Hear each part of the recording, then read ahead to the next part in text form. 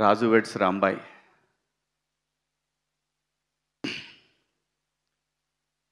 డెఫినెట్గా ఈ సినిమా ప్రతి ఒక్కళ్ళని ఆలోచింపజేస్తని బలంగా నమ్ముతున్నానండి. రియల్ కథలు రియలిస్టిక్గా తీసి డెఫినెట్గా ఒక ఛాలెంజింగ్ అండి. ఈటీవీ చేస్తున్నది ఒక ఛాలెంజింగ్ ఈ కథ. ఇవాళ జనరేషన్లో పల్లెటూర్లలో పిల్లలు ఎట్లా ఉంటున్నారంటే, పిల్లలంటే ఒక ఆటో వేసే అబ్బాయి, అదే ఊర్లో ఒక ఎంప్లాయీ కూతురు, వాళ్ళిద్దరిని ఎంకరేజ్ చేసే ఫ్రెండ్స్ ప్రతి ఊర్లో ఉంటారు.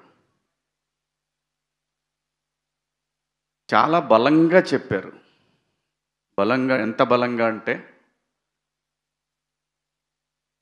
కొంతమందికి డౌట్లు ఉన్నాయి, ఎట్లుంటుంది అని. కథని నమ్మి నిజాయితీగా తీస్తే ఏ సినిమా కూడా మోసం చెయ్యదు. ఒక్కోసారి సినిమాలను ఏమంటారంటే, ఓకే పర్లేదు చూడొచ్చులే,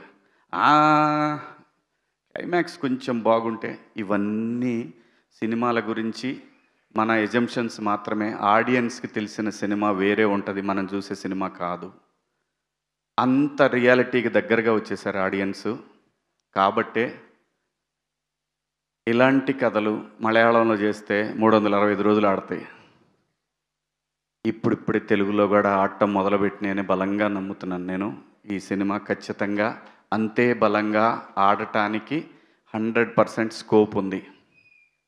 ఎక్కడా కూడా సాడ్ ఎండింగ్ లేదు సినిమా.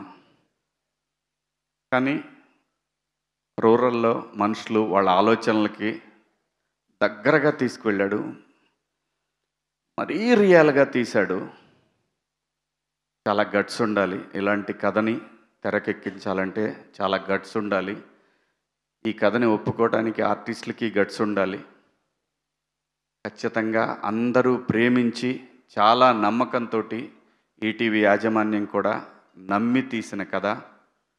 నేను చూశాను, నాకైతే నచ్చింది. నిజాన్ని చెప్పటానికి, నిర్భయంగా నిజాన్ని చెప్పటానికి కొంచెం సేపు తటపాయించవచ్చు, కానీ నిజమైతే ఇది నిజమైన యథార్థమైనటువంటి ఒక కథ. ప్రేమ కథలు ఎన్నిసార్లు మనం ఆ మధ్య మొన్నొక్క కథ చూసాం, మన విజయ్ సేతుపతి ఫాదర్గా చేసిన సినిమా. ఆ కథ ప్రివ్యూ చూసిన వాళ్ళు ఎవరైనా సరే ఏంటి అనుకుంటారు. ఎందుకంటే మనం సినిమాల్లో పండిపోయాం. అది అలా కాకుండా ఇలా ఉంటే బాగుంటుంది, అలా ఉంటే బాగుంటుంది. ఆడియన్స్కి నచ్చింది, బలంగా నమ్ముతున్నాయి ఇది కూడా ఆడియన్స్కి నచ్చిద్ది అని. మళ్ళీ దానికి దీనికి సంబంధం ఉందనుకోకండి దయచేసి. ఆ మీమ్స్ ఏమి వేయకండి, అలాంటిదేం లేదు దీంట్లో, అలాంటిదేం లేదు. కానీ ఆలోచింపజేసే విధంగా ఉంటుంది. కామెడీ ఉంది, మంచి పాటలు ఉన్నాయి, సురేష్ బొబ్బిలి గారి పాటలు, రూటెడ్ సాంగ్స్, మంచి మెలోడీ సాంగ్స్ ఉన్నాయి. ఇద్దరు బాగా చేశారు, హీరో హీరోయిన్ ఇద్దరు బాగా చేశారు.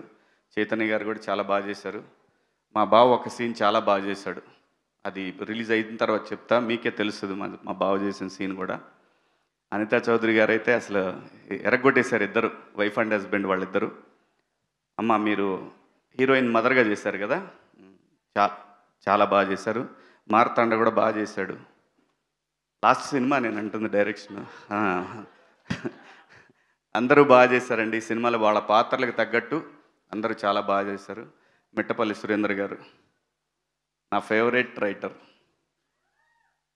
ఎన్ని పాటలు రాశారు, ఎన్ని పాటలు పాడారు.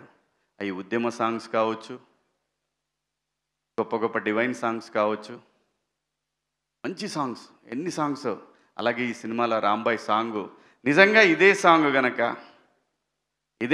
గనక ఇంకా పెద్ద హీరోకైతే ఎక్కడ పోయేదో, మిలియన్స్. ఇప్పుడు కూడా దానికేం తీసిపోయే విధంగా కాదు. ఈటీవీకి ఒక బ్రాండ్ ఉంది కాబట్టి ఆ బ్రాండ్కి తగ్గట్టు ఖచ్చితంగా ఈ సాంగ్ చాలా రీచ్ అయింది.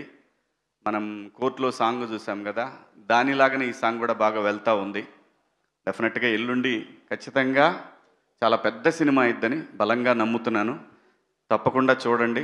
మంచి లవ్ స్టోరీ ఇది. ఇలాంటి సినిమాలు, నిజమైన మట్టి కథలు ముందు మనందరం చూడాలి అని అనుకుంటే మాత్రం ఇలాంటి సినిమాలను ఎంకరేజ్ చేయండి, నిజమైన ప్రేమను బతికించండి. అలాగే ఈటీవీ సాయి గారు కానివ్వండి, నితిన్ గారు కానివ్వండి, ఈ నితిన్ గారు అయితే ఎంత ప్రేమించాడంటే ఈ సినిమాని. ఏమంటే అంటే నేను ఇంకో సినిమా చేస్తున్నాను, వీళ్ళ బ్యానరే, నా సొంత ప్రొడక్షన్లో వీళ్ళ కథే. ఏమంటే ఒకసారి రికార్డింగ్స్ సార్, మనది మిక్సింగ్ జరుగుతుంది సార్, రాజు వెట్స్ రాంబాయ్. ఇదేంటండి, అది కూడా మీ సినిమానే కదా. అవును సార్, వస్తాను, ఇది అయిపోయిన తర్వాత. అంత ప్రేమించారు, అంత నమ్మారు ఈ కథని వాళ్ళు. చాలా నితిన్ గారు, పర్టికులర్ నితిన్ గారు 2 years నుంచి నాకు చెప్తానే ఉన్నారు, చాలా బాగుంటుందండి, చాలా బాగుంటుందండి ఆ కథని. సో రేపు 21 అందరూ దయచేసి థియేటర్లో కలుద్దాం. దాని తర్వాత వీళ్ళు పిలవకపోతే మన ఇద్దరం సపరేట్గా చేసుకుందాం. ఓకే, థ్యాంక్ యూ అందరికీ. Good night. Thank you. నమస్తే అండి.